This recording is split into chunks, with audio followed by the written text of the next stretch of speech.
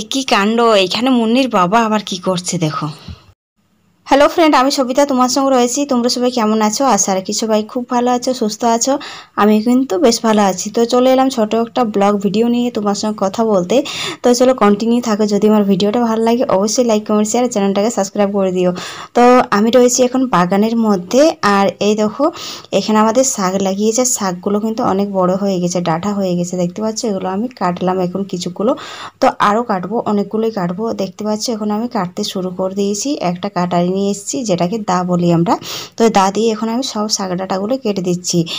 ছোট ছোট ছিল তখন কিছুদিন খেয়েছিলাম, কিন্তু এখন আর এটা খাওয়া হয়নি। তাই আর কি এই জায়গাটা আমি পরিষ্কার করে নিচ্ছি। আর যে শাক ডাঁটাগুলো কাটছি সেটা কি করব সেটা তো তোমরা অবশ্যই বলবো। আর এখন আমার ক্যামেরাম্যান কে রয়েছে জানো? বিশাল রয়েছে। তো এখন আমি শাকটা কেটে নিই, তারপর এখানটাতে কি হবে, কি কাজে লাগবে সবই তোমরা দেখতে পাবে। তো শাকটা কিন্তু অনেক সুন্দরই রয়েছে, মানে কচি কচি রয়েছে। শাক ডাঁটালা কিন্তু এখন পোস্ত দিলে অনেক ভালো লাগবে। বিশাল বলছিল যে শাক ডাঁটাগুলো পোস্ত দেবো আজকে। তো আমি বললাম যে রাত্রিবেলা দেখি, যদি হয়তো দুপুরে রান্না হয়ে গেছে তাহলে যদি রাত্রিবেলা হয়তো করব, রান্না করব, না হলে কিছু একটা করতে হবে, ফেলে দেবো না কিন্তু। ভালো করে করবি পুরাটাই, ওইখান থেকে যত দূর পরিষ্কার করেছি না ওইখান পর্যন্ত।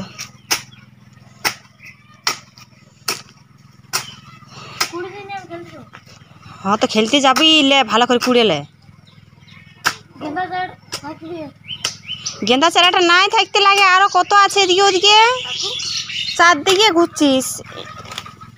ভালো চাই পক ঘুরছিস কেমন, এক সাইডে কুড়ে নিয়ে যা।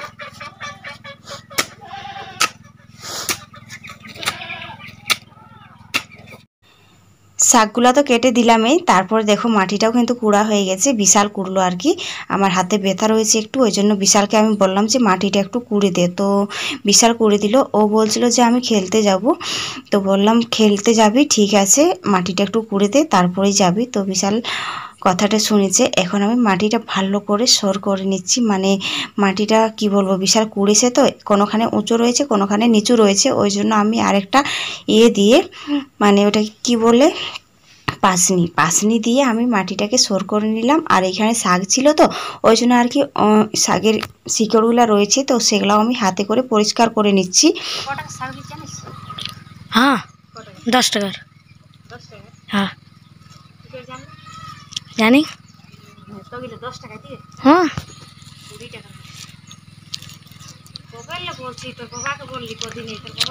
এটা কি শাকের বীজ ওটা?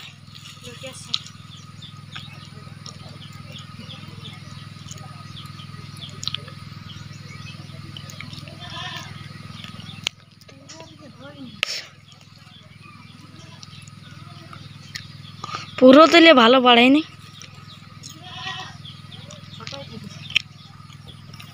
যেমন কি এগিলে নিও।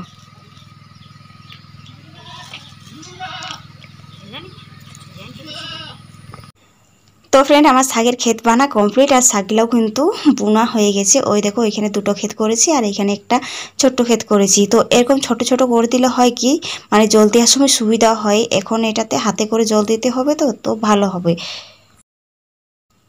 আর আমাদের বাগানের মধ্যে কিন্তু অনেক কিছু রয়েছে। এই দেখো এখানে লঙ্কা গাছ রয়েছে 5টা। তো লঙ্কাগুলোতে ফুল চলে এসেছে, আবার লঙ্কা ফলবে।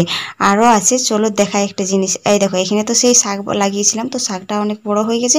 আর এর সাথে ওই পাশের শাকগুলো লাগিয়েছিলাম, তো ওগুলো আমি আজকে কেটে দিলাম। আর এখানে দেখো কিছুদিন আগে মুন্নির বাবা একটা তেজপাতা গাছ এনেছে, দিয়ে এটা এখানে লাগিয়েছে। গাছটা কিন্তু বেঁচে গেছে। আর পাশে রয়েছে একটা, এটা কি বলতো, এলাচ গাছ। এলাচ গাছটাও বেঁচে গেছে। আর একটা ভালো জিনিস আছে, চলো দেখাই তোমরাকে। তো এখানে দেখো মুন্নির বাবা কি করছে, আমি ওইদিকে শাক লাগাচ্ছিলাম, দিয়ে মুন্নির বাবা এসেছে, এসে পরে ও জল দিচ্ছে। আমাদের কলা মোচা হয়েছে, তো ওই জন্য আর কি কলা গাছে জল দিচ্ছে। আর এই দেখো দেখতে পাচ্ছ ওইখানে কলা গাছ রয়েছে। তো ড্রেন কাটা আছে, তো এই ড্রেনে করে চলে যাচ্ছে কলা গাছের কাছে জল।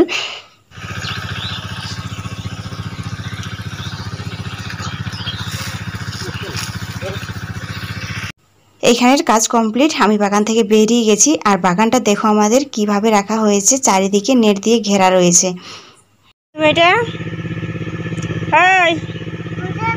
হ্যাঁ কি করছো? ঘুরাছ ভাঙি দিবে নাকি? চলো না ঘরটা মুছে দিবে ওইটি করে ঘর মুছতে হয়। দিবে মুছে আমাদের ঘরটা? চলো তাহলে। তুমি দিবে? মা ভাঙি গেছে। কে ভাঙিয়েছে বেটা?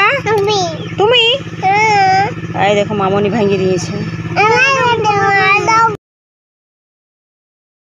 এটা হচ্ছে পাশের ঘরের একটা ভাই, তো ওর কিন্তু ভয় লেগে গেছে যে ও এই ভেঙেছে নাকি, দিয়ে ওটা লাগানোর চেষ্টা করছে। দেখতে পাচ্ছ এটা আমাদের ঘর মুছাটা এইদিকেই থাকে, বাড়ির দিকে আর কি। এবার দিদিকে দেখাতে নিয়ে গেল। তো ফ্রেন্ড চলো টাটা বাই বাই, সবাই ভালো থেকো।